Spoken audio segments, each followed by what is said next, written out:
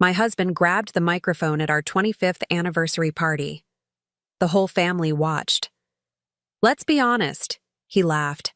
"I made the money. She just changed diapers. She is lucky I kept her." The hotel owner, a billionaire who had been watching from the shadows, stepped onto the stage. He snatched the mic from my husband and said, "She isn't lucky. She is the one who got away. I've been waiting 25 years for you to make a mistake like this. I'm glad to have you here.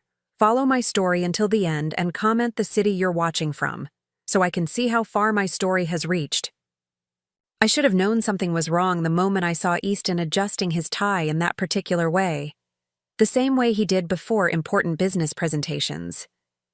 25 years of marriage teaches you to read the signs, even when you wish you couldn't. The Grand Meridian Ballroom sparkled around us, every surface gleaming under the massive crystal chandeliers. White lilies, my favorite flowers, though Easton had chosen them because they photographed well, filled enormous vases throughout the room. The scent was almost overwhelming, sweet and cloying, mixing with the expensive perfumes of our 200 guests. I smoothed my hands over the blue silk dress I'd chosen so carefully. Easton had barely glanced at it when I'd shown him earlier, too busy reviewing his speech notes. I'd spent 3 hours at the salon that morning, wanting to look perfect for our anniversary celebration. 25 years, a quarter of a century. It should have felt like an achievement. Instead, as I watched Easton glad hand his business associates and their wives, I felt invisible. Again. The children, though at 23 and 20 I suppose I should stop calling them that, had flown in for the occasion. Michael stood near the bar with his girlfriend, looking uncomfortable in his rented tuxedo. Sarah chatted with her college friends at a table near the back, barely acknowledging my presence when I'd tried to join their conversation earlier. When had I become a stranger in my own family? The thought was interrupted by the sharp tapping of metal against crystal. Easton stood at the small stage the hotel had set up, microphone in hand, that familiar, confident smile spreading across his face. The room gradually quieted, conversations fading to expectant murmurs. "Ladies and gentlemen," his voice boomed through the speakers, and I felt that old flutter of pride I'd always felt when he commanded a room. "Thank you all for joining Antoinette and me tonight as we celebrate 25 wonderful years of marriage." Applause filled the ballroom, and I managed to smile, clasping my hands together to stop them from trembling. This was it. Our moment. Our celebration of everything we'd built together. "You know," Easton continued, his tone shifting to something more casual, more intimate, "I've been thinking about what makes a marriage work, what makes it last through all the ups and downs." I leaned forward slightly, curious despite myself. We'd never really talked about what made our marriage work. We just existed together, parallel lives that occasionally intersected. "And I realized," Easton said, his smile widening as scattered chuckles rippled through the crowd, "it comes down to knowing your roles, understanding who brings what to the table." Something cold settled in my stomach. The way he said it, the slight emphasis on certain words. It felt wrong. Calculated. "Let's be honest here," Easton's voice carried easily through the suddenly silent room. "I made the money. I built the business. I provided the lifestyle we all enjoy." He gestured broadly at the opulent ballroom, at the designer gowns and expensive suits surrounding us. "Antoinette, well, she changed diapers." The words hit me like a physical blow. I actually felt my breath catch, felt the color drain from my face as the room erupted in uncomfortable laughter. Not real laughter, the kind of forced chuckling people do when they're witnessing something they shouldn't be witnessing. But Easton wasn't finished. "She is lucky I kept her," he said, and this time his smile looked sharp, predatory. "Really? What else would she do? She has no skills, no education that matters. She's been living off my success for 25 years.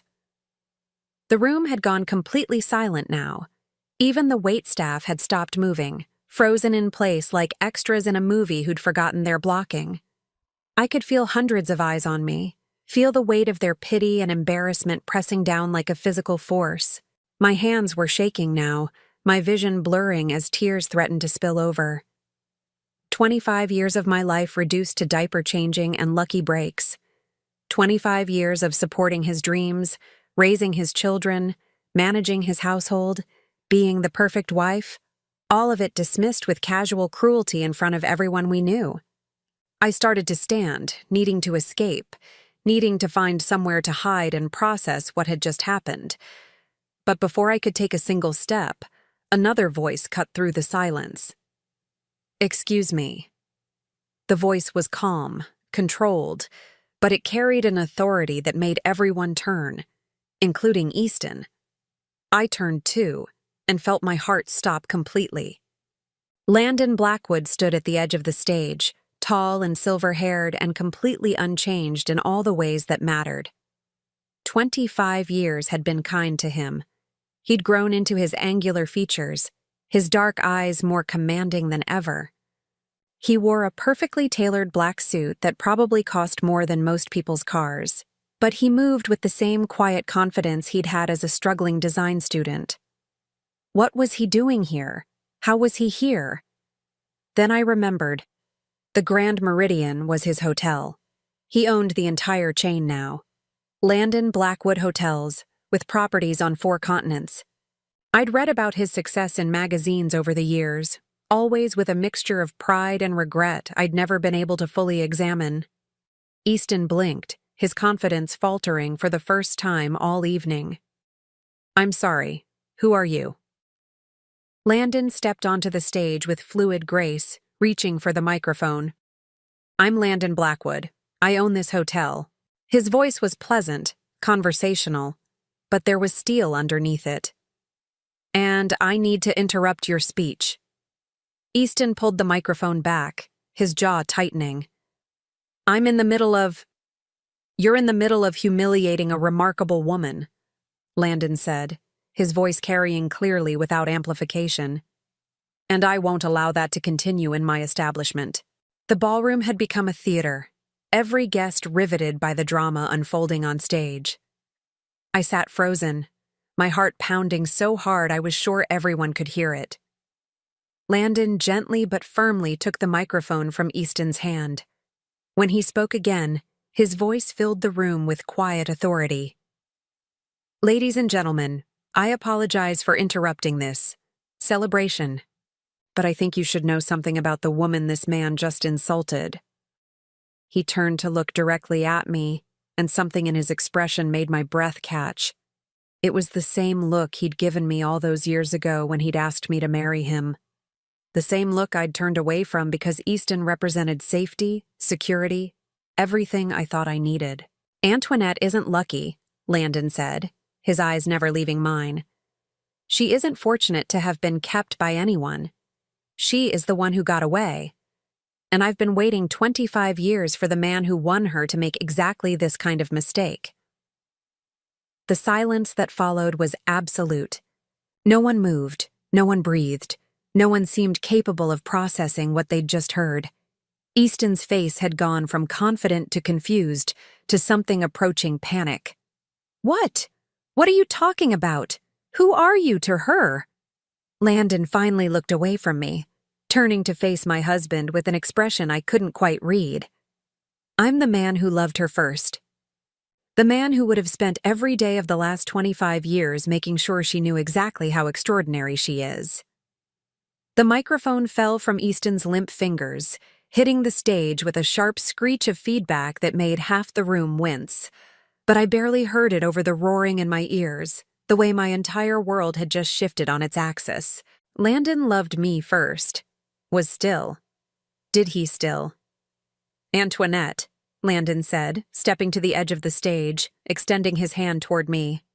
"Would you like to get some air? I think we have a lot to talk about."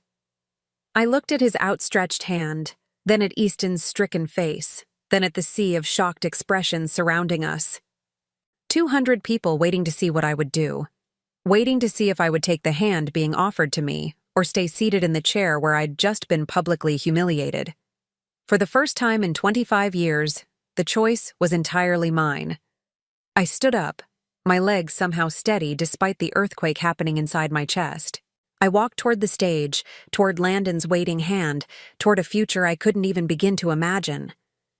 Behind me, I heard Easton's voice, small and panicked. "Antoinette, don't you dare! Don't you dare walk away from me!" But I was already walking, and for the first time in decades, I wasn't looking back. The cool night air hit my face like a benediction as Landon led me through the hotel's private entrance, away from the stares and whispers that had followed us out of the ballroom. My hand was still in his, and I couldn't bring myself to let go. It felt like an anchor in a storm I hadn't even realized was brewing. We walked in silence through the hotel's elegant corridors until he stopped at a set of glass doors that opened onto a private terrace overlooking the city. The lights of downtown stretched out below us, and for the first time in hours, I could breathe properly. "Are you all right?" Landon asked softly, finally releasing my hand. I almost laughed at the absurdity of the question. Was I all right? My husband had just humiliated me in front of 200 people, and the man I'd chosen not to marry 25 years ago had just declared his love for me in the same breath. All right seemed like a foreign concept. "I don't know," I said honestly, wrapping my arms around myself. The evening was warm, but I felt cold down to my bones. "I don't know anything anymore." Landon shrugged out of his jacket and draped it over my shoulders without asking. It smelled like expensive cologne and something else. Something that brought back a flood of memories I'd been suppressing for decades. "You were studying industrial design," he said quietly, and I startled at the unexpected direction of his thoughts. "At Northwestern. You were the most talented student in our program." My throat tightened. Nobody had mentioned my design work in years. Not since I'd packed away my portfolio and easel to become Mrs. Easton Crawford, full-time wife and mother. "That was a long time ago," I managed. "Not so long that I've forgotten the lamp design you created for Professor Williams' class, the one with the curved glass base that caught light from 3 different angles." Landon's voice was warm with remembered admiration. He said it was the most innovative piece he'd seen in 15 years of teaching. I closed my eyes, remembering.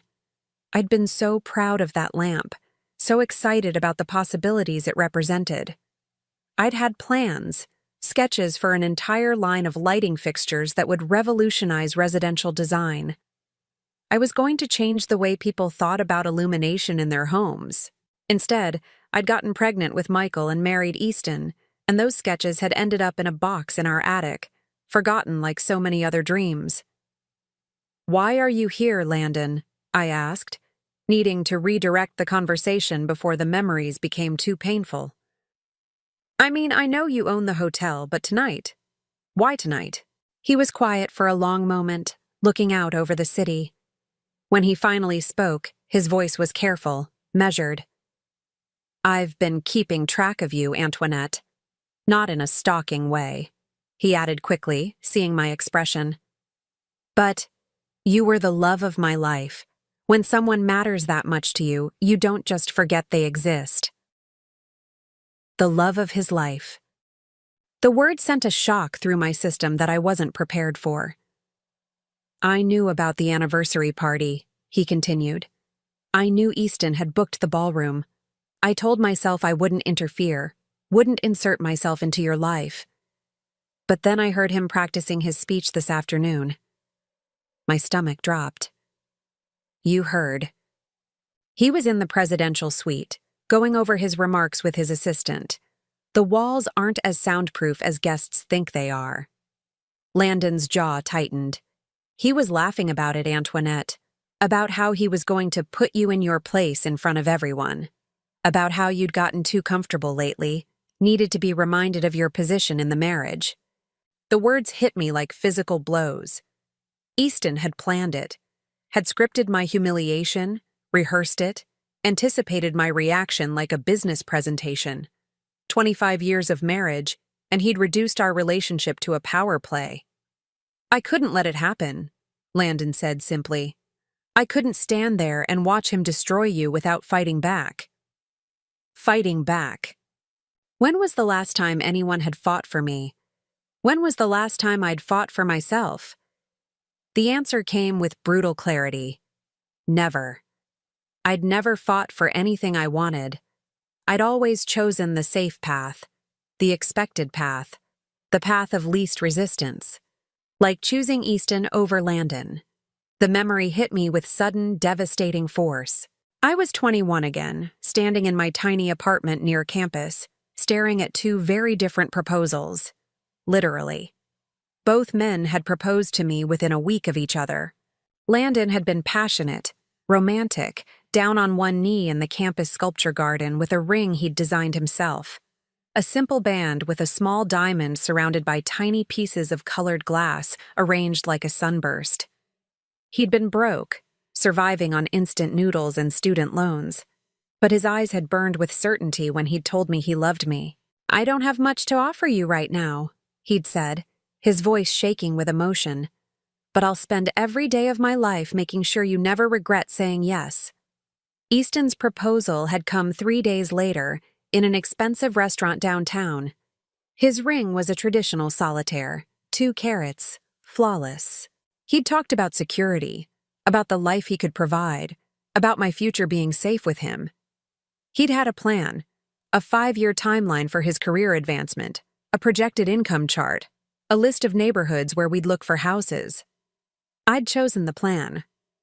I'd chosen security over passion, certainty over possibility. I'd convinced myself it was the mature decision, the smart decision. I'd been such a fool. "Do you remember the project we worked on together?" Landon asked suddenly. "Senior year, the integrated living space design?" Of course I remembered. We'd spent 3 months developing a revolutionary concept for multifunctional furniture that could transform small spaces. Modular pieces that served multiple purposes, a complete rethinking of how people lived in urban environments. It had been brilliant, innovative, ahead of its time. "Professor Chen said it was graduate-level work," I whispered. "It was better than graduate-level work. It was market-ready. We could have patented it, started a company." Landon turned to face me fully. "But you dropped out of the program to marry Easton." The guilt I'd carried for 25 years pressed down on me like a physical weight. I'd abandoned our project, left Landon to complete it alone. He'd gotten full credit, but we both knew it had been a collaboration. "I'm sorry," I said, the words feeling inadequate. "I'm so sorry, Landon. I was young and scared and—" "Don't apologize," he said firmly. "I didn't bring it up to make you feel guilty. I brought it up because 6 months after you left, Easton started a furniture company. Crawford Designs.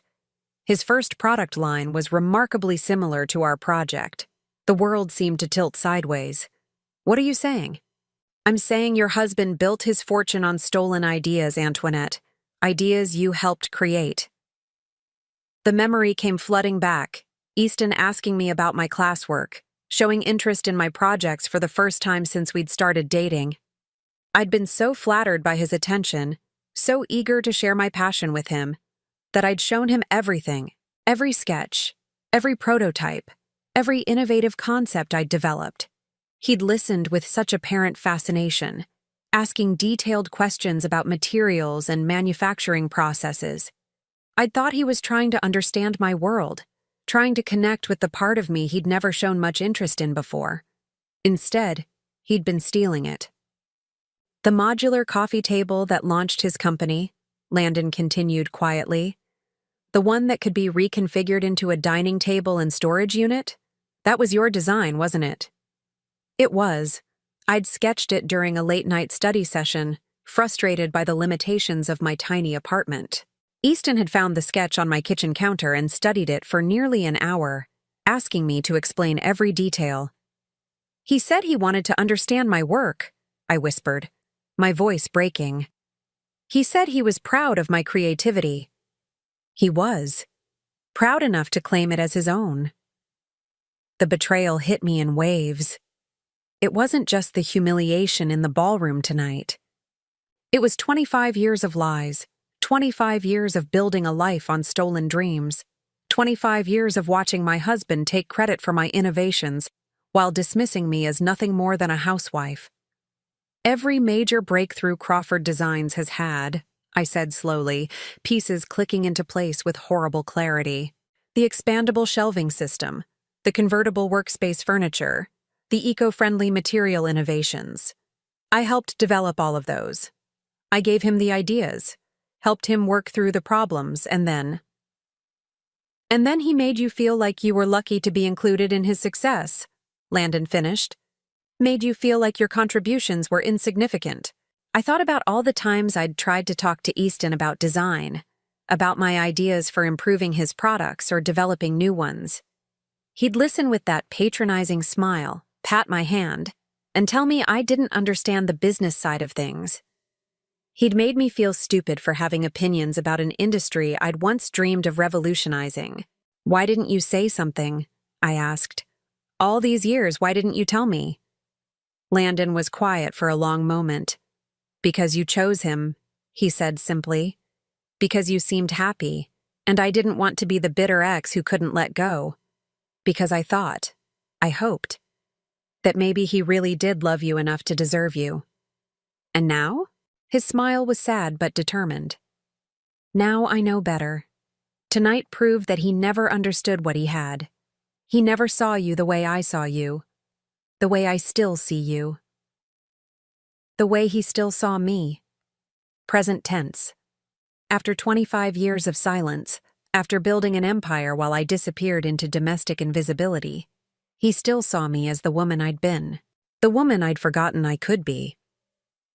What am I supposed to do with this information, Landon? I can't just.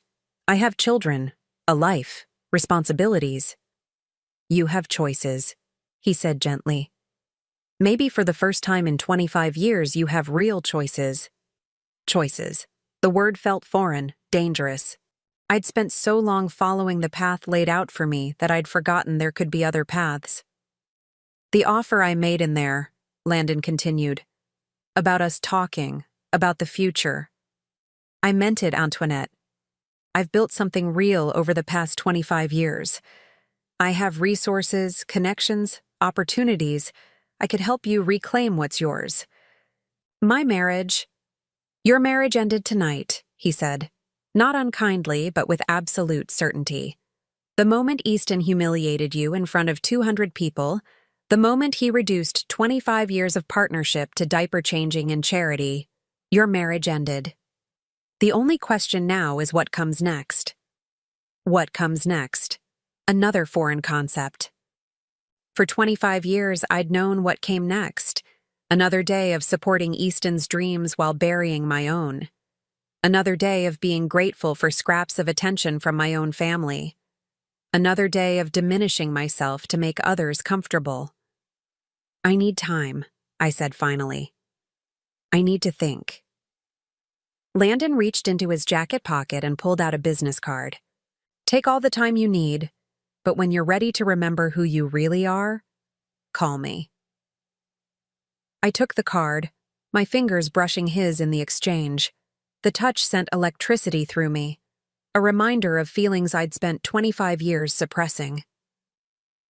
The woman who designed that lamp, he said softly. The woman who could see possibilities where others saw limitations. She's still in there, Antoinette. She's been waiting for someone to believe in her again. Believe in her. In me. When was the last time anyone, including myself, had believed in me? As Landon walked away, leaving me alone with the city lights and the weight of 25 years of revelations, I realized something that terrified and exhilarated me in equal measure. I wanted to remember who I really was. I wanted to find that woman again, even if it meant destroying everything I thought I knew about my life. The question was whether I had the courage to try. I didn't go home that night. I couldn't face Easton, couldn't stomach the thought of walking into our perfectly appointed house in Westfield Manor and pretending that everything was normal.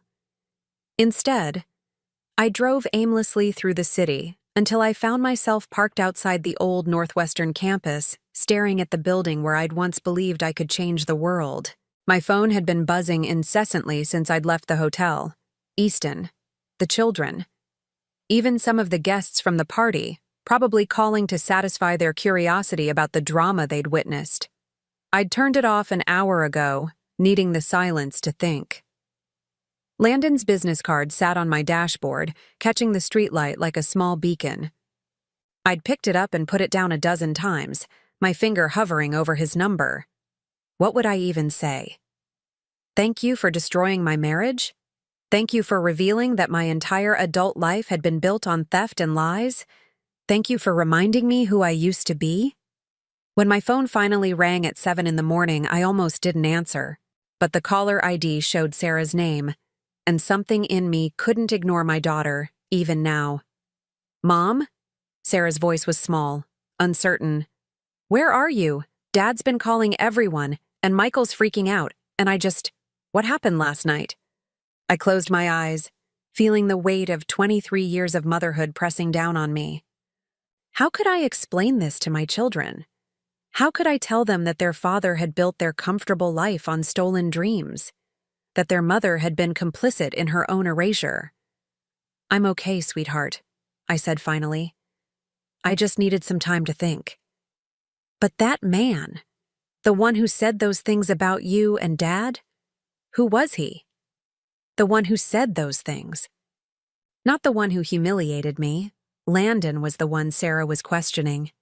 Even now, even after witnessing Easton's cruelty, she was more concerned about the stranger who'd defended me than the father who'd torn me down. I'd raised them to see me as less than. I'd raised them to accept their father's version of reality where I was lucky to be included, grateful to be kept. The realization was devastating. Someone I knew a long time ago, I said carefully, before I married your father. Silence stretched between us. Then quietly, Are you coming home? Home. The word felt foreign now, charged with implications I wasn't ready to examine. Was that massive house in Westfield really home? Or was it just another beautiful prison I'd helped build around myself? I don't know yet, I admitted. Sarah was quiet for a long moment. Dad's really upset. He's been drinking since last night, and he keeps saying he's going to ruin that man's business. He called some lawyers and Uncle Richard and... She trailed off, probably realizing she was sharing information I might not want to hear. Uncle Richard, Easton's brother, the one with connections in every industry that mattered. Of course Easton would call in reinforcements. He'd never been one to accept defeat gracefully, and last night had been the first time in 25 years that someone had publicly challenged his narrative. Sarah, I said gently, I need you to understand something. Whatever happens between your father and me, it has nothing to do with you and Michael. You're both adults now, and this is between us. But Mom, I love you, I interrupted. I have always loved you. But I need some time to figure out what comes next. After I hung up, I sat in the car for another hour, watching students hurry across campus with their backpacks and coffee cups and urgent conversations. They looked so young, so full of possibility. Had I ever looked like that? Had I ever moved through the world with that kind of confident purpose? Yes, once. Before I'd learned to make myself smaller, before I'd convinced myself that dreams were luxuries I couldn't afford. My phone buzzed with a text from an unknown number. I know you're struggling with all of this. When you're ready to hear the whole story, I'll be at the Meridian. Suite 1207. No pressure, no expectations, just truth. L. The whole story. What more could there possibly be? But even as I thought it, I knew I was going to go. I'd spent 25 years living with half-truths and carefully constructed narratives. If I was going to rebuild my life, if I was even going to understand what needed rebuilding, I needed to know everything. The elevator ride to the 12th floor felt endless. I'd changed clothes at a department store, trading my evening gown for simple jeans and a sweater. But I still felt exposed, vulnerable. What was I doing? What was I hoping to accomplish? Landon answered the door before I could knock, as if he'd been waiting by the window. He looked different in daylight, more human somehow. The silver in his hair was more pronounced, and there were lines around his eyes that spoke of years of hard work and responsibility. But his smile was the same, warm, genuine, touched with something that might have been relief. "Thank you for coming," he said simply, stepping aside to let me in. The suite was elegant, but not ostentatious, decorated in warm neutrals with floor-to-ceiling windows overlooking the city. A pot of coffee sat on the table, along with pastries from what I recognized as the hotel's signature bakery. He'd prepared for my visit without being presumptuous about it. "I wasn't sure you would," he continued, gesturing for me to sit wherever I was comfortable. I chose the chair by the window, needing the light and the view to ground me. "I almost didn't. This is complicated." "It doesn't have to be." Landon sat across from me, leaving plenty of space between us. "I'm not trying to complicate your life, Antoinette. I'm trying to simplify it." "By telling me my marriage was built on stolen ideas? By declaring your feelings in front of 200 people? That's simplifying?" He had the grace to look embarrassed. "The declaration wasn't planned. Seeing him humiliate you like that, I lost my temper. It wasn't my finest moment." "But you meant it. What you said about waiting 25 years. It wasn't really a question, but he answered anyway. Every word. The honesty in his voice sent a shock through me. After years of Easton's calculated responses, his careful management of every conversation, Landon's directness was almost overwhelming. "Why?" I asked. "You could have had anyone. You built an empire. You're successful, powerful. Why hold on to feelings for someone who rejected you?" Landon was quiet for a long moment, looking out at the city. When he spoke, his voice was soft but certain. "Do you remember the night before you accepted Easton's proposal? We were in your apartment, working on the lighting project. You'd been struggling with the power distribution problem for weeks." I remembered. I'd been frustrated to the point of tears, convinced that my design was fundamentally flawed. "You were about to give up," Landon continued. "You said it was impossible, that you weren't smart enough to solve it. And then you had that moment of inspiration, the cascade design that would distribute power through multiple pathways. Do you remember what you said when it finally worked?" I did remember. I'd been so excited, so proud of the breakthrough. I said it felt like flying. "You said it felt like flying," he repeated, and I realized that I wanted to spend the rest of my life watching you have those moments. I wanted to be there every time you figured out something impossible, every time you created something beautiful. I wanted to build a life around your dreams taking flight. The memory was so vivid I could almost smell the coffee we'd been drinking, could almost feel the excitement that had coursed through me when the design finally came together. It had been one of the last times I'd felt that way, truly alive, truly myself. "But you chose safety instead," Landon said, not accusingly, but with deep sadness. "And I understood why. Easton offered you security, certainty. I was offering you. Well, I was offering you a leap of faith." "I was scared," I whispered. "I was 21 and terrified of making the wrong choice. I know. And I've spent 25 years wondering if I could have made it easier for you. If I could have offered you more security, more certainty. If I could have convinced you that taking the leap was worth it. You never tried to contact me. After I got engaged, you just disappeared." Landon's smile was rueful. "I went to Europe, spent 5 years working for design firms in Milan and Barcelona, trying to forget you. It didn't work, but it did teach me a lot about business, about building something from nothing. When I came back to the States, I was determined to create the kind of success that would have made you proud to choose me. And then I realized that building an empire out of wounded pride was a hollow victory. I had everything I thought I wanted. But I was still missing the one thing that mattered. The one thing that mattered. Me. He was talking about me as if I was something precious, something worth waiting for. After years of being treated as an afterthought, as lucky to be kept, the attention was almost dizzying. Landon, I need to ask you something, and I need you to be completely honest. He nodded, his expression serious.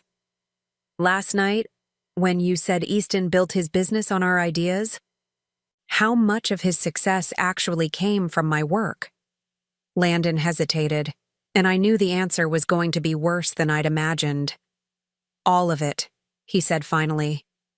Every breakthrough product Crawford Designs has launched in the past 25 years originated from concepts you developed, either from our college work or from ideas you shared with him during your marriage. The room seemed to spin around me. All of it. Not just the original modular furniture line, but everything. The expandable shelving that had made Crawford Designs a household name. The eco-friendly materials that had won them industry awards. The space-saving solutions that had revolutionized urban living. All mine. All stolen. How do you know that? I asked, my voice barely above a whisper. Because I've been watching Crawford Designs for 25 years, waiting to see if Easton would ever create something original. He never did. Every innovation he claimed was a variation on work you'd already done. Sometimes he changed the materials or modified the proportions, but the core concepts were always yours. But how could you possibly know? Because I kept copies of everything we worked on together. Every sketch, every prototype, every brainstorming session. I told myself it was for professional reference, but really, I couldn't let go of the last pieces of you I had. He stood and walked to a sleek briefcase by the window, withdrawing a thick portfolio. When he set it on the coffee table between us, my breath caught. It was my old sketch pad from senior year, the one I'd thought was lost in the chaos of moving out of my dorm. The leather cover was worn soft with age, but I recognized every scuff and stain. You kept this? I whispered, reaching out to touch the familiar surface. I kept everything, Landon said quietly, including the original design for the lamp that started it all, the one Professor Williams called revolutionary, the one that became the basis for Easton's first product line. I opened the portfolio with trembling hands, and 25 years of suppressed memories came flooding back. Page after page of detailed sketches, concept drawings, innovative solutions to design problems that wouldn't become industry standard for years. Work I'd poured my heart and soul into. Work I'd been so proud of. Work I'd convinced myself had been meaningless amateur efforts. He made me believe I was nothing, I said, tears blurring my vision as I turned the pages. He made me believe these were just silly student projects. They weren't silly, they were brilliant, and they made him rich. Rich on my ideas, successful on my innovations, respected for stealing my dreams. What am I supposed to do with this information? I asked, looking up at Landon through my tears. Sue him? Destroy my children's father? Blow up my entire life for revenge? I'm not asking you to destroy anything, Landon said gently. I'm asking you to reclaim what's yours. The ideas, yes, but more than that. I'm asking you to reclaim yourself. Reclaim myself.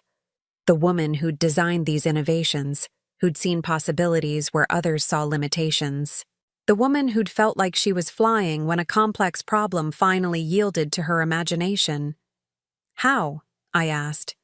How do you reclaim 25 years of lost identity? Landon leaned forward, his eyes intense. You start creating again. You remember what it felt like to solve impossible problems. You let yourself dream big again. I'm 56 years old, Landon. I've been out of the design world for decades. Technology has changed. Markets have evolved. Design is design, he interrupted. Good ideas are timeless. And you. He reached across the table and covered my hand with his. You were always the most innovative thinker I knew. That doesn't just disappear. His touch was warm, solid, real.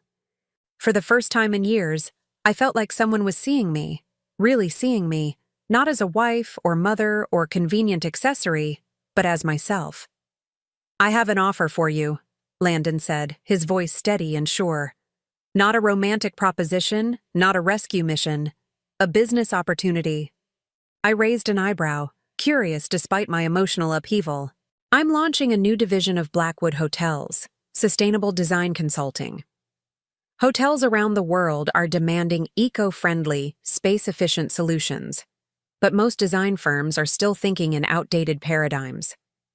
I need someone who can revolutionize how we approach hospitality spaces." My heart began to pound. "You're offering me a job?"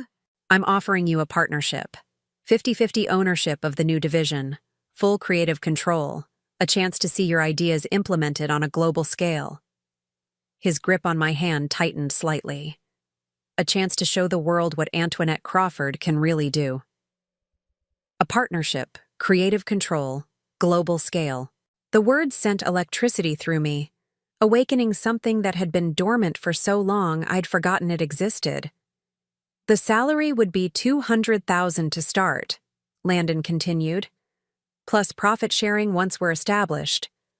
But more importantly, you'd own your work. Every design, every innovation, every breakthrough, it would be yours. Legally, publicly, permanently yours. Own my work."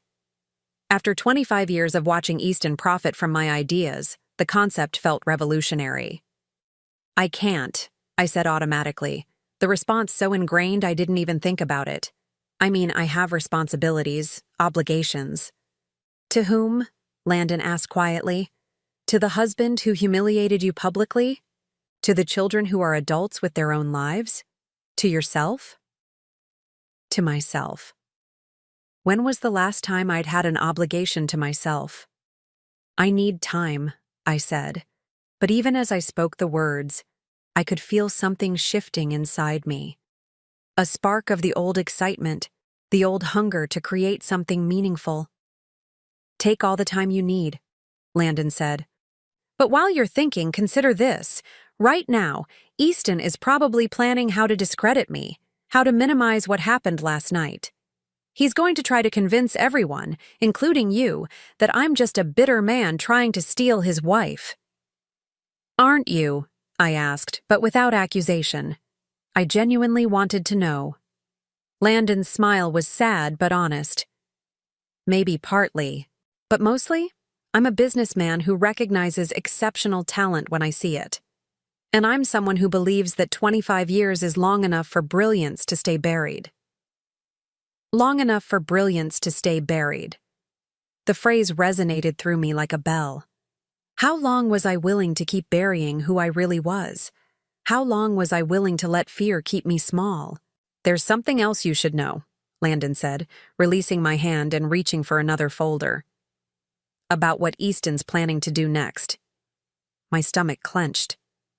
"What do you mean?" "My security team picked up some interesting phone calls from your house last night.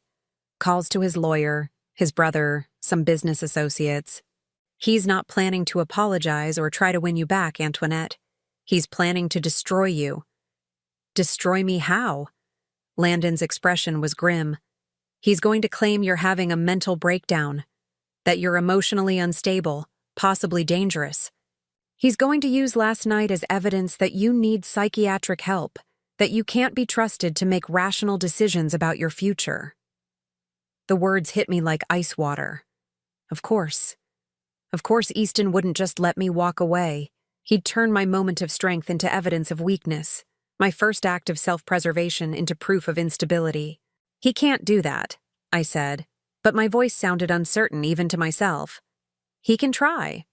And if he succeeds, if he convinces a judge that you're mentally incompetent, he could gain control over your assets, your medical care, your entire life.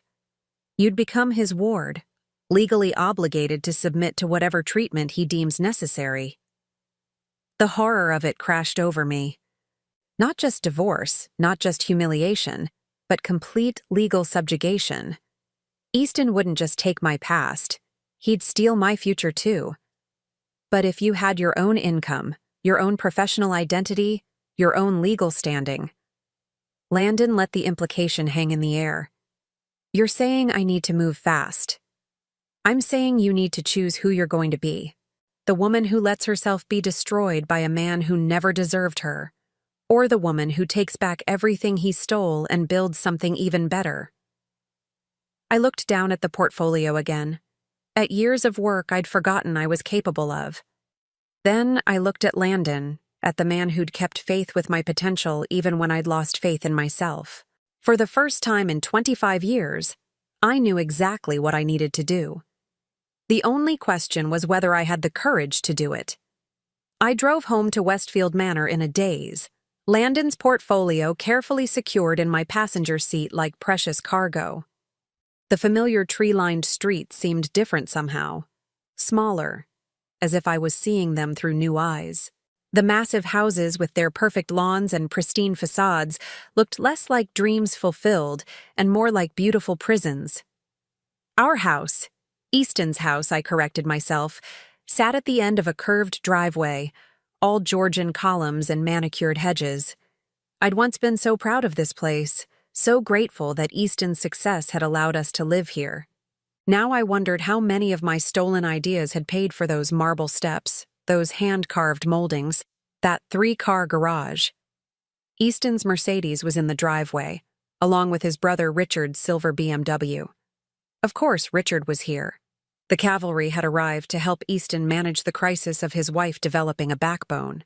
I sat in my car for several minutes, gripping the steering wheel and trying to gather my courage. Through the large front windows, I could see movement in the living room. 2 figures pacing, gesturing, planning. Planning what to do about me, no doubt. My phone buzzed with another text from Sarah. Dad says you've been acting strange lately. Are you okay? Should I come home? Acting strange. Already the narrative was shifting, just as Landon had predicted.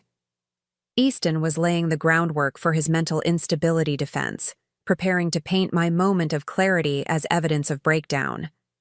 I turned off the car and gathered my resolve. If I was going to do this, if I was really going to reclaim my life, I needed to move fast. Easton had 25 years of experience managing me, controlling the story, making me doubt my own perceptions. I couldn't let him do it again. The front door was unlocked, as always. Easton had never worried about security in our wealthy neighborhood. Why would he? He'd never had anything to fear from the person who posed the greatest threat to his carefully constructed life. Antoinette. His voice called from the living room before I'd even closed the door. Is that you? Yes, I called back, surprised by how steady my voice sounded. It's me. I found them in the living room, Easton and Richard seated across from each other like generals planning a campaign. Papers were spread across the coffee table, legal documents by the look of them. They both looked up when I entered, their expressions a careful mixture of concern and assessment. Sweetheart, Easton said, rising to his feet with the kind of solicitous manner one might use with an invalid. We've been so worried about you when you didn't come home last night. I needed time to think, I said simply, staying near the doorway. I didn't want to get trapped in the middle of the room, surrounded by their careful manipulation. Richard stood as well, his expression professionally sympathetic.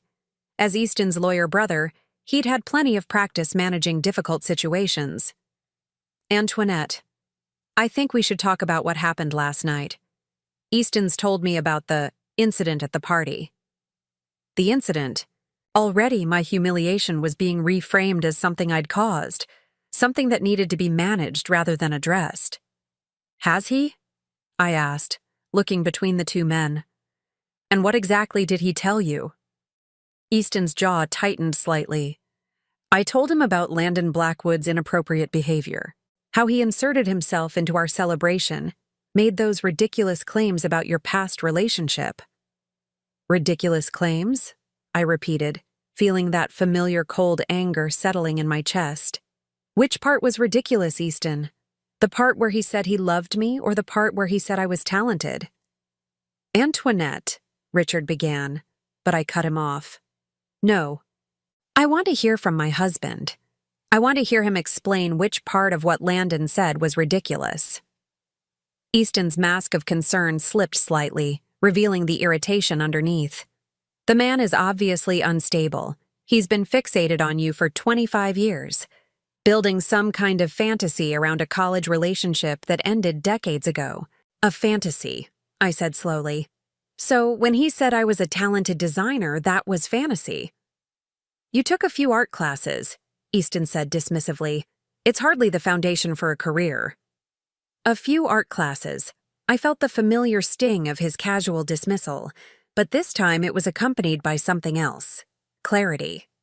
For the first time, I could see exactly what he was doing, how he minimized my accomplishments to maintain his own superiority. Industrial design, I corrected. I was studying industrial design. I was good at it. Richard cleared his throat uncomfortably.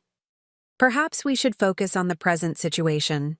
Antoinette, we're concerned that this man might be trying to manipulate you, to take advantage of what was obviously an emotional moment. Take advantage. Of course that was their interpretation. It couldn't be that someone genuinely valued me, genuinely saw potential in me. It had to be manipulation, exploitation. He offered me a job, I said quietly. The silence that followed was deafening. Easton's face went through several expressions: surprise, disbelief, anger, before settling on condescending amusement. A job? He laughed, and the sound was sharp, cutting. Sweetheart, you haven't worked in 25 years. What kind of job could you possibly be qualified for? There it was. The casual cruelty that had become so familiar I'd stopped noticing it. The automatic assumption that I was useless, unemployable, dependent on his charity for survival. A design position, I said, my voice gaining strength. A partnership, actually, in sustainable hospitality design. Richard and Easton exchanged a look, one of those male glances that said clearly what they thought about my intelligence, my judgment, my ability to assess reality. Antoinette, Richard said gently, I think you need to consider the possibility that this man is not being entirely honest with you. Men like Blackwood don't offer partnerships to people without extensive professional experience.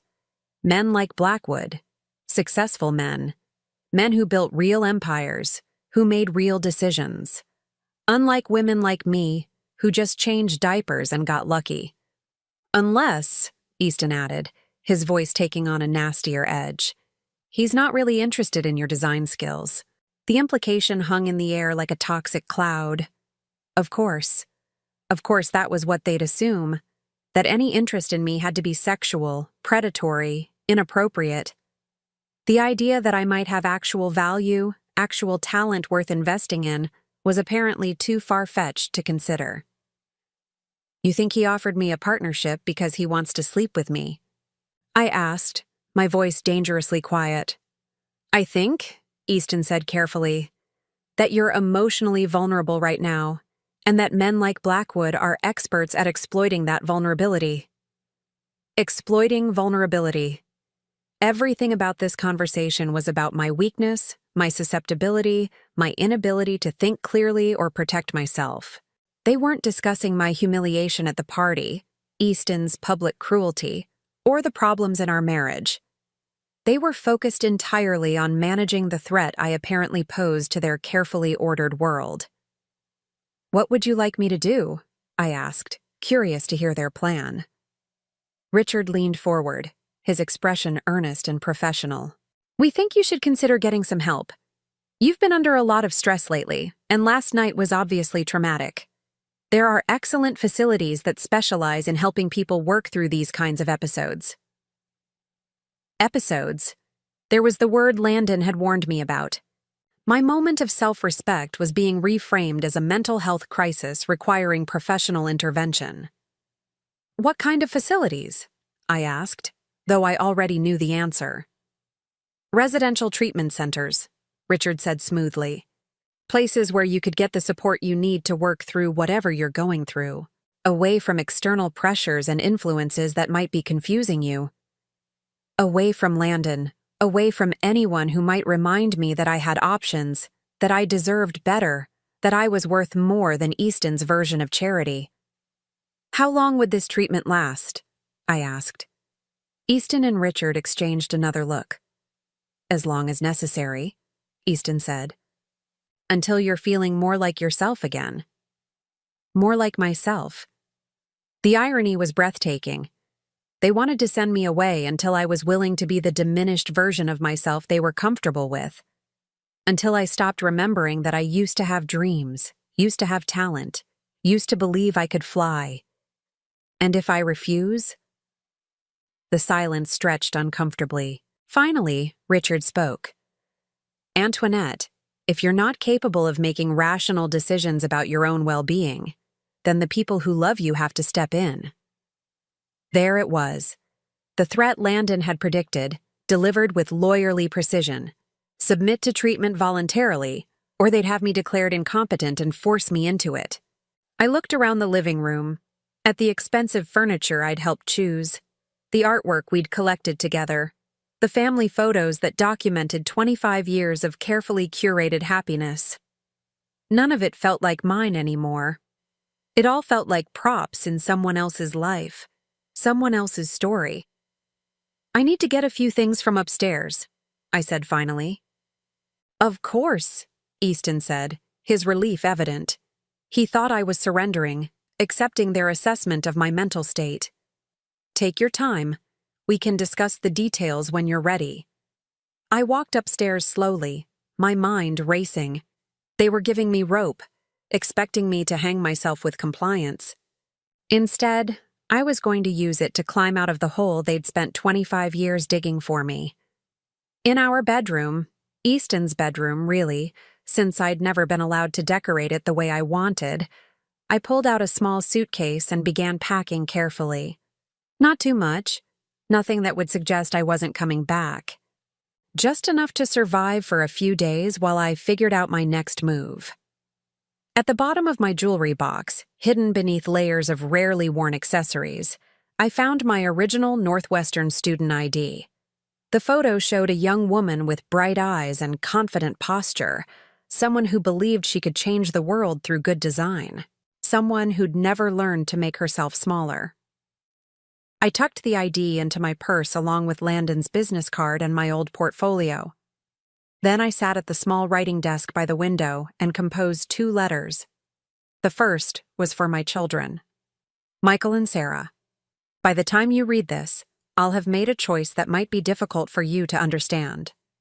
Your father will probably tell you that I'm having some kind of breakdown, that I need help. I want you to know that I've never been thinking more clearly. I'm not abandoning you. I'm not choosing someone else over our family. I'm choosing myself for the first time in 25 years. I'm choosing to remember who I was before I learned to disappear. I love you both more than words can express. But I can't keep living as half a person, and I can't keep pretending that diminishing myself is the same thing as keeping our family together. I hope someday you'll understand. I hope someday you'll be proud of me for finding the courage to fly again. All my love, Mom. The second letter was shorter, addressed to Easton. I accept your job offer. When you're ready to discuss the terms of our partnership, you know how to reach me. A. But that letter wasn't for Easton. It was for Landon. I sealed both letters, left the first on my pillow and tucked the second into my purse. Then I picked up my suitcase, took one last look around the room that had never really felt like mine, and walked downstairs. Easton and Richard were still in the living room, their legal documents spread across the coffee table like battle plans. "All set?" Easton asked, looking up with that patronizing smile I'd once found comforting. "Yes," I said. "I think I am." I walked to the front door, my heart pounding so hard I was sure they could hear it. Any second now, one of them would ask where I was going, would notice that I was carrying a suitcase instead of just grabbing my purse. But they didn't. They were so certain of my compliance, so confident in their assessment of my limitations. that it never occurred to them that I might have my own plan. "Antoinette?" Easton called as I reached for the door handle. I turned, expecting to be caught, expecting to have to fight my way out. "Drive carefully," he said, "and call us when you get to the facility. We want to know you've arrived safely." I nodded, not trusting my voice. Then I walked out the front door of the house I'd called home for 25 years, got into my car, and drove away from everything I'd ever known. I didn't look back. For the first time in my adult life, I didn't look back. The drive to the Meridian Hotel felt like flying. When I knocked on the door of Suite 1207, Landon answered immediately, as if he'd been waiting by the window again. His expression shifted from hope to concern when he saw my suitcase. "Are you all right?" he asked, stepping aside to let me in. I set down my suitcase and reached into my purse, pulling out the letter I'd written. "I accept your job offer," I said, handing it to him. "When can I start?" Landon read the letter, his expression shifting to something that might have been wonder. "Are you sure about this? Once we move forward, there's no going back. Easton will fight this with everything he has." "I know," I said, "but I'm tired of being afraid. I'm tired of being small. I'm tired of pretending that I'm grateful to be kept when I should have been building something of my own all along." Landon smiled. Not the careful professional smile he'd worn during our business discussions, but something warm and real and full of possibilities. "In that case," he said, "welcome to Blackwood Design Partners. I think we're going to build something extraordinary together." Something extraordinary. After 25 years of being told I was ordinary at best, the words felt like a promise and a challenge rolled into one. 3 weeks after I walked out of Easton's carefully controlled world, I was sitting in the bright, modern office space that Landon had secured for Blackwood Design Partners. Sunlight streamed through floor-to-ceiling windows, illuminating the drafting tables and computer workstations that would soon house our revolutionary approach to sustainable hospitality design. I'd been working 16-hour days, partly because I was genuinely excited about the projects we were developing, but mostly because I was terrified that if I stopped moving, I'd lose my nerve and crawl back to the safety of my old life. The transformation had been swift and stunning.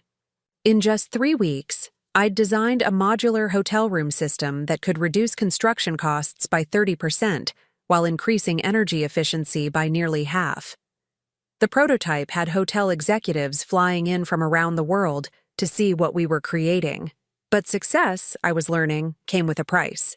My phone had been ringing constantly since the first industry article about Blackwood Design Partners had been published. Not with congratulations or business inquiries, but with increasingly frantic calls from Easton. I'd stopped answering after the first few conversations made it clear that he wasn't interested in reconciliation. He was focused entirely on damage control. This morning's voicemail had been particularly venomous. "You think you can just walk away and play businesswoman? You think that man actually cares about your pathetic little sketches? I built everything you're trying to destroy, Antoinette. Everything. And I'm not going to let you take it away." I was reviewing the latest designs for our Singapore project when Sarah knocked on my office door. I looked up, surprised to see her. We'd spoken on the phone several times since I'd left, but she'd never visited my new workplace. "Mom?" She stood uncertainly in the doorway, looking younger than her 20 years. "Do you have a minute?" "Of course, sweetheart. Come in." I gestured to the comfortable chairs by the window, clearing away the architectural drawings that covered every surface. Sarah sat down carefully, her designer purse clutched in her lap like a shield. She was dressed in the kind of expensive casual wear that screamed private college student, clothes that Easton's stolen success had purchased. "I've been talking to Dad," she began, and I felt my stomach clench. "He's really worried about you, about this whole situation." "I'm sure he is," I said carefully. "What exactly has he told you?" Sarah shifted uncomfortably. "He says you're having some kind of midlife crisis, that this man Landon is taking advantage of you." That you're going to lose everything you've worked for. Everything I'd worked for. The irony was breathtaking. And what do you think? I don't know what to think, Sarah said, her voice small. This place is amazing, and you seem different, happier. But Dad says you're making a huge mistake, that you're destroying our family for some fantasy. Our family. I studied my daughter's face, seeing echoes of my own features mixed with Easton's stronger jawline. Sarah, do you remember much about me from when you were little? She frowned. What do you mean? Do you remember me ever working? Ever having interests outside of taking care of you and your brother? You volunteered at our schools. You organized charity events. You managed the household. But do you remember me ever creating anything? Ever pursuing my own dreams? Sarah was quiet for a long moment. No, she said finally. But that's what mothers do, right? They sacrifice for their families. Sacrifice for their families. There was the lesson I'd taught her without meaning to, that women existed to serve others, that our own dreams were luxuries we couldn't afford. Sarah, I need to tell you something about your father's business, about how Crawford Designs really started. Over the next hour, I showed her everything. The original portfolio Landon had preserved, the timeline of Easton's innovations compared to my college work, the undeniable evidence that Crawford Designs had been built on stolen ideas. Sarah went through several emotional stages as the truth sank in: disbelief, anger, confusion, and finally, a kind of numb acceptance. All of it? She asked, her voice barely above a whisper. Everything he built came from your work? Not everything, I said gently. Your father is a talented businessman, a skilled marketer. He knew how to take good ideas and turn them into successful products. But the ideas themselves, yes, they were mine. Sarah stared at the sketches spread across my desk, her face pale. Why didn't you ever say anything? Why didn't you fight for credit? Because I believed him when he said I was lucky to be included. Because I thought supporting his success was more important than claiming my own. Because I was young and scared, and I'd been taught that good wives don't compete with their husbands. But now you're competing with him, Sarah said, and there was something in her voice I couldn't quite identify. Now I'm finally being myself, I corrected. For the first time in 25 years, I'm using my talents for my own benefit instead of someone else's. Sarah was quiet for several minutes, studying the designs with new understanding. These are really yours? All of them? Every sketch, every concept, every innovation that made your father's fortune. I paused, choosing my words carefully. Sarah, I need you to understand something. I'm not trying to hurt your father, and I'm not trying to destroy your security. But I can't keep living as half a person just to preserve everyone else's comfort. What about us? Sarah asked, and now I could hear the fear underneath her composure. What about me and Michael? If you're right about this, if Dad's business really is based on stolen ideas, what happens to our future? It was a fair question, and one I'd been grappling with since I'd made my choice. I don't know, I admitted, but I do know that building your future on lies is no foundation at all. Before Sarah could respond, my phone rang. Landon's name appeared on the caller ID, and I could see from his expression through the glass wall of his office that something was wrong. Excuse me, I told Sarah, then answered the call. What is it? Antoinette, you need to come to my office immediately. We have a problem. I found Landon pacing behind his desk, his usual composed demeanor replaced by something approaching agitation. Sarah had followed me, hovering in the doorway uncertainly. What's wrong? I asked. Landon gestured to his computer screen, which displayed what looked like a legal document. Easton filed an injunction this morning. He's claiming that all the design work you've done for Blackwood Partners is stolen intellectual property that belongs to Crawford Designs. My blood turned to ice. He can't do that. Those designs are completely original. He's claiming they're derivative of work you did during your marriage, which under California law would make them community property. He's arguing that since you were unemployed and he was your sole source of financial support, any intellectual property you developed during the marriage belongs to both of you. But that's insane. I never worked on these specific projects during our marriage. It doesn't matter, Landon said grimly. He doesn't have to prove the designs are identical. He just has to demonstrate that they're based on techniques and concepts you developed while married to him. And given that your original portfolio clearly shows the foundation for everything you're doing now. The implications hit me like a physical blow. Easton wasn't just trying to hurt me, he was trying to steal my work again. Even now, even after everything, he was attempting to claim ownership of my creativity. There's more, Landon continued.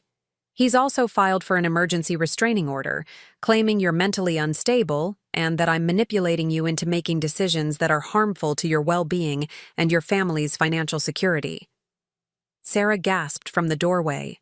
I'd forgotten she was there, forgotten that she was witnessing her parents' marriage implode in real time. What does that mean? I asked, though I was afraid I already knew.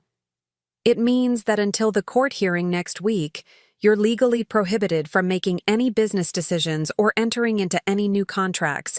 It also means that if the judge rules in his favor, you could be forced to return all compensation you've received from Blackwood Partners and undergo psychiatric evaluation. The room seemed to spin around me. In one brilliant legal maneuver, Easton had managed to paint me as both a thief and a madwoman. If he succeeded, I'd lose everything. My newfound career, my financial independence, possibly even my freedom. Mom, Sarah said softly from the doorway, and I turned to look at her. Is this why you left? Because you knew he would do something like this? I thought about her question, about the pattern of control and manipulation that had characterized my entire marriage. Not specifically, I said, but yes, I knew that Easton would never let me go without a fight. I knew he'd try to destroy me rather than face the truth about what he'd done. Sarah walked into the office and sat down heavily in one of the chairs. I need to ask you something, and I need you to be completely honest with me. I nodded, bracing myself. Are you in love with Landon? The question caught me off guard. Not because it was inappropriate, but because I hadn't allowed myself to examine it carefully. I don't know, I said finally. I know that he sees me as a person worth respecting, worth investing in. I know that he makes me feel capable and valuable in ways I'd forgotten were possible, whether that's love or just gratitude. I honestly can't tell anymore. Landon cleared his throat uncomfortably. Perhaps I should give you two some privacy. No, Sarah said firmly. You should hear this too. She turned to face me fully. Mom, I've been watching Dad for the past 3 weeks since you left. He's been drinking more, staying up all night making phone calls, obsessing over ways to get back at you and Landon. He's not acting like a man who's lost the love of his life. He's acting like someone who's lost control of his property. The observation was so perceptive, so mature, that I felt a surge of pride even in the middle of my crisis. What are you saying? I'm saying that maybe it's time someone in our family chose truth over comfort. Sarah's voice was steadier now, more certain. Maybe it's time someone stood up to Dad instead of just enabling his behavior. I stared at my daughter, seeing her clearly for perhaps the first time in years. She wasn't just the spoiled college student I'd thought she was. She was a young woman capable of making hard choices, of seeing uncomfortable truths. Sarah, if I fight this, if I refuse to back down, things are going to get very ugly very quickly. Your father has resources, connections, legal expertise. He's going to make this as public and as painful as possible. I know, Sarah said simply. But Mom, I've seen your work over the past hour. I've seen what you're creating here. It's extraordinary. It's the kind of innovation that could change entire industries. Are you really going to let Dad steal that too? Let Dad steal that too. The phrase hit me like a revelation. This wasn't just about my current projects or my partnership with Landon. This was about whether I was going to spend the rest of my life letting Easton claim ownership of my creativity, my intelligence, my very identity. I looked at Landon, who had been watching this conversation with something that might have been amazement. What are our chances if we fight this? Honestly, it depends on the judge, on how well Easton's lawyers present their case, on whether we can demonstrate that your current work is substantially different from your original designs. He paused. But, Antoinette, even if we lose in court, even if you have to walk away from this partnership, you'll have proven something important. Which is that you're not the helpless, dependent woman he's been telling everyone you are, that you're capable of building something significant on your own, that you're worth fighting for, even if you have to do the fighting yourself. Worth fighting for. After 25 years of accepting whatever scraps of respect Easton was willing to offer, the concept felt revolutionary. I thought about the young woman in those college sketches, the one who'd believed she could change the world through good design. I thought about the mother I wanted Sarah to become. Strong, independent, unafraid to claim her own worth. I thought about the woman I'd glimpsed in the mirror this morning, confident and purposeful in a way I hadn't been since I was 21. Then we fight, I said, my voice steady and sure. We fight with everything we have. Sarah smiled, the first genuine smile I'd seen from her in years. Good. And Mom, for what it's worth, I think you're going to win. As I looked at my daughter and my business partner, at the innovative designs covering every surface of our bright office, I realized something that filled me with quiet joy. I'd already won. Regardless of what happened in court, regardless of Easton's threats and manipulations, I'd already reclaimed the most important thing of all. The courthouse on that Tuesday morning looked like any other municipal building, gray stone, imposing columns, the kind of architecture designed to remind ordinary people that they were entering a place of serious business. But as I walked up those steps with Landon beside me, I felt anything but ordinary. I was wearing a navy blue suit I'd bought specifically for this hearing, the first professional clothing I'd purchased in 25 years. My hair was pulled back in a sleek chignon, and I carried a leather briefcase that contained not just legal documents, but every piece of evidence that proved who I really was. Easton was already there when we entered the courtroom, flanked by his team of expensive lawyers. Richard sat behind him, along with several business associates whose presence was clearly meant to demonstrate the serious financial interests at stake. They all looked supremely confident, like men who had never doubted their right to win. Easton caught my eye and smiled. That same patronizing smile I'd endured for 25 years. It was meant to remind me that I was out of my league, that I should be grateful he was willing to take me back after my little rebellion. Instead, it reminded me of everything I was fighting against. Judge Patricia Holloway was a woman in her early 60s with sharp eyes and graying hair pulled back in a no-nonsense style. She reviewed the preliminary documents with the kind of focused attention that suggested she wasn't easily impressed by legal theatrics. "This is an unusual case," she said, looking up from her papers. "We have a request for an injunction claiming theft of intellectual property, combined with allegations of mental incapacity. Mr. Crawford, you're claiming that your wife's current business activities constitute theft of marital assets?" Easton's lead attorney, a sleek man named Harrison Weber, stood to address the court. "Yes, Your Honor, Mrs. Crawford has taken proprietary design concepts developed during the course of her 25-year marriage and used them to benefit a competing business enterprise. Under California community property law, those concepts belong equally to both spouses. And you're also claiming that Mrs. Crawford lacks the mental capacity to make these business decisions.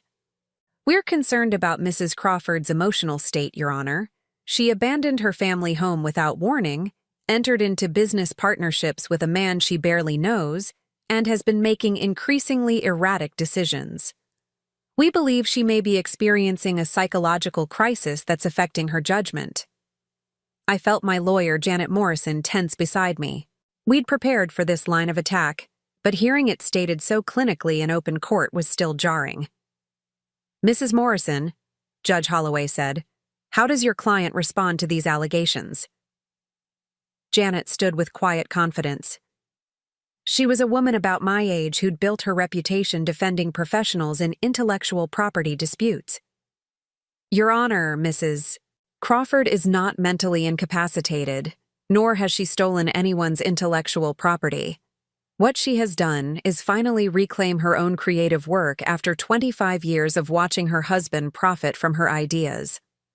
"That's a serious counter-allegation," the judge noted. "You're claiming that Mr. Crawford built his business on his wife's designs?" "We are, Your Honor, and we have extensive documentation to prove it." What followed was the most surreal hour of my life. Janet methodically presented the evidence we'd prepared, my original college portfolio, the timeline of Crawford Designs product launches, testimony from Professor Williams who remembered my work from Northwestern, even statements from former Crawford Designs employees who confirmed that I'd been the source of many innovative concepts over the years. Watching Easton's face as the truth unfolded was both satisfying and heartbreaking. He'd clearly expected this to be a simple matter of asserting male authority over a wayward wife. The idea that I might have legal standing, might have evidence, might actually be telling the truth, was obviously something his lawyers hadn't prepared him for. But the most important moment came when Judge Holloway asked me to address the court directly. "Mrs. Crawford," she said, "I'd like to hear from you personally. Can you explain to the court why you left your marriage and entered into this business partnership?" I stood slowly, my heart pounding but my voice steady. "Your Honor, I left my marriage because I realized I'd been living as half a person for 25 years. I'd convinced myself that supporting my husband's dreams was the same thing as having dreams of my own.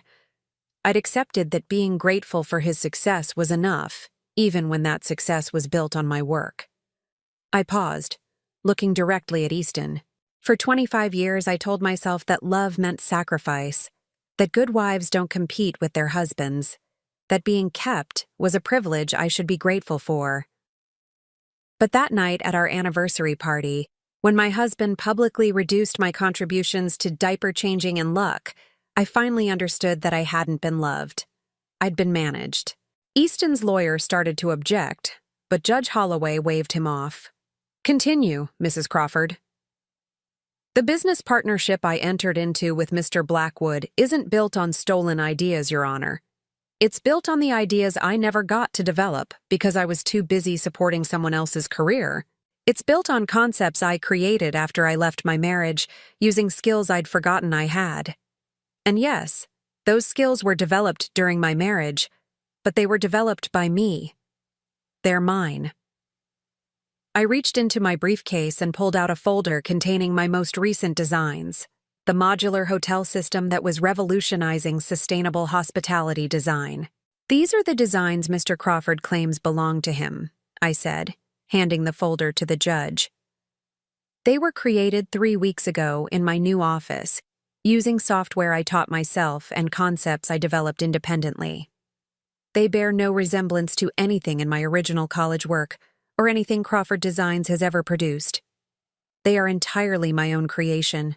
Judge Holloway examined the designs carefully, comparing them to the earlier work we'd submitted as evidence. After several minutes, she looked up.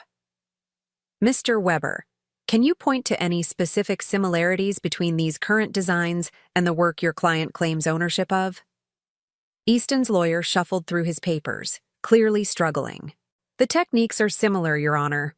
The underlying approach to space utilization, the sustainable materials focus—" "Those are industry standards," Judge Holloway interrupted. "Any competent designer would use those approaches. I'm asking about specific design elements that demonstrate actual theft of intellectual property." Weber consulted with his team for several minutes before admitting, "The designs are substantially different in their specifics, Your Honor." "I see." Judge Holloway turned to me. "Mrs. Crawford, Regarding the allegations of mental incapacity, how do you respond? This was the moment I'd been both dreading and anticipating. Your Honor, if recognizing my own worth constitutes mental illness, then I suppose I'm guilty as charged. If leaving a marriage where I was treated as decorative property rather than a partner constitutes instability, then I accept that label. But if we're defining mental health as the ability to think clearly, make rational decisions, and pursue meaningful work, then I've never been healthier in my life. I gestured toward the courtroom where several hotel executives had come to observe the proceedings. In the 3 weeks since I left my marriage, I've designed a revolutionary hospitality system that's already attracted international attention. I've established professional relationships with industry leaders who value my expertise. I've created more innovative work than I produced in the previous 25 years combined. That's not the behavior of someone who's mentally incapacitated. Judge Holloway was quiet for several minutes, reviewing all the evidence we'd presented. Finally, she looked up. "Mr. Crawford," she said, addressing Easton directly. "I've reviewed the evidence presented by both sides. While it's clear that your wife did contribute significantly to your business success over the years, it's also clear that her current work represents original creation, not theft of existing intellectual property. Do you have any evidence that contradicts this assessment?" Easton stood slowly, his confidence finally cracking. "Your Honor, my wife is. She's not the same person she was. This man has filled her head with ideas about independence and careers. She's 56 years old. It's too late for her to start over." The words hung in the air like a confession. There it was. Easton's real concern wasn't about stolen property or mental illness. It was about control. It was about a woman who dared to claim her own life at an age when he believed she should be grateful for whatever he was willing to give her. "Mr. Crawford," Judge Holloway said quietly, "the court's job is not to determine whether your wife's life choices are wise or appropriate. The court's job is to determine whether she's legally competent to make those choices and whether she's committed any crimes in doing so." She paused, her expression stern. "Based on the evidence presented today, I find that Mrs. Crawford is clearly competent to make her own business decisions. I also find that there's no evidence she's committed theft of intellectual property. Her current work, while building on skills developed during her marriage, represents original creation that she owns independently." I felt my knees almost buckle with relief. Janet squeezed my arm supportively. "Therefore," the judge continued, "the request for an injunction is denied. The request for psychiatric evaluation is denied. Mrs. Crawford is free to continue her business partnership and retain any compensation she's received." She looked directly at Easton. "Mr. Crawford, I strongly advise you to consider whether pursuing this matter further is in anyone's best interest. The evidence suggests that your wife's contributions to your business success were far greater than you've acknowledged. Continuing to challenge her right to independent success could result in uncomfortable questions about the true origins of your own wealth." The threat was subtle but unmistakable. If Easton kept pushing, the court might start examining just how much of Crawford Designs really belonged to him. As we left the courthouse, I felt something I hadn't experienced in 25 years. Complete, unqualified victory. Not just legal victory, but personal vindication. A public acknowledgement that I was capable, competent, valuable. Sarah was waiting for us on the courthouse steps, having driven down from college to hear the verdict. When she saw my expression, she smiled. The same bright, confident smile I'd had at her age, before I'd learned to dim my own light. "How did it go?"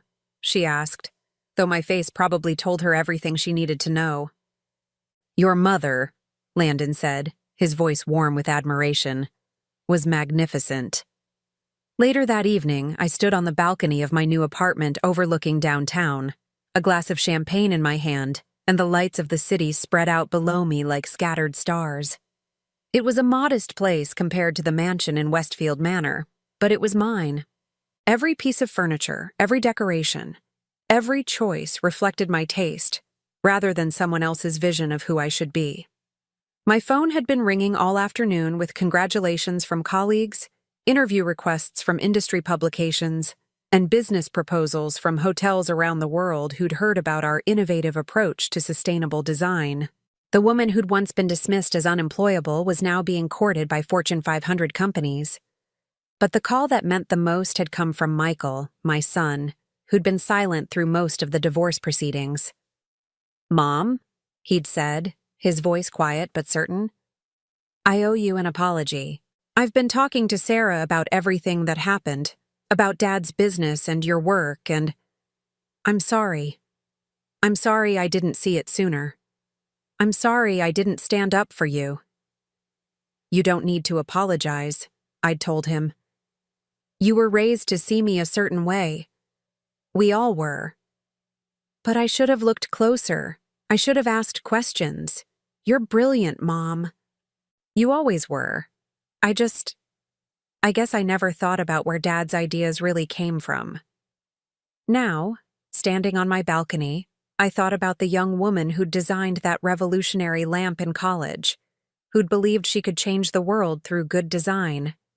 She'd been buried for 25 years under layers of compromise and diminished expectations, but she'd never really died. She'd just been waiting. The door behind me opened, and Landon stepped onto the balcony carrying his own glass of champagne. We'd maintained strictly professional boundaries during the legal proceedings, but now, with the court case behind us and our partnership secure, we could finally acknowledge what had been building between us. "Penny for your thoughts," he said, moving to stand beside me at the railing. "I was thinking about time," I said, "about how 25 years seemed like such a long time to wait, but now it feels like preparation. Like everything I went through was teaching me to value what I have now." "And what do you have now?" I looked at him, this man who'd kept faith with my potential even when I'd lost faith in myself, then out at the city where I was building something entirely my own. "Everything," I said simply. "I have everything." Landon reached for my hand, and I didn't pull away. His touch was warm, solid, real, not the desperate grasping of someone trying to possess me, but the gentle connection of someone who valued who I was. Now I'm curious about you who listened to my story. What would you do if you were in my place? Have you ever been through something similar? Comment below, and meanwhile, I'm leaving on the final screen 2 other stories that are channel favorites, and they will definitely surprise you. Thank you for watching until here.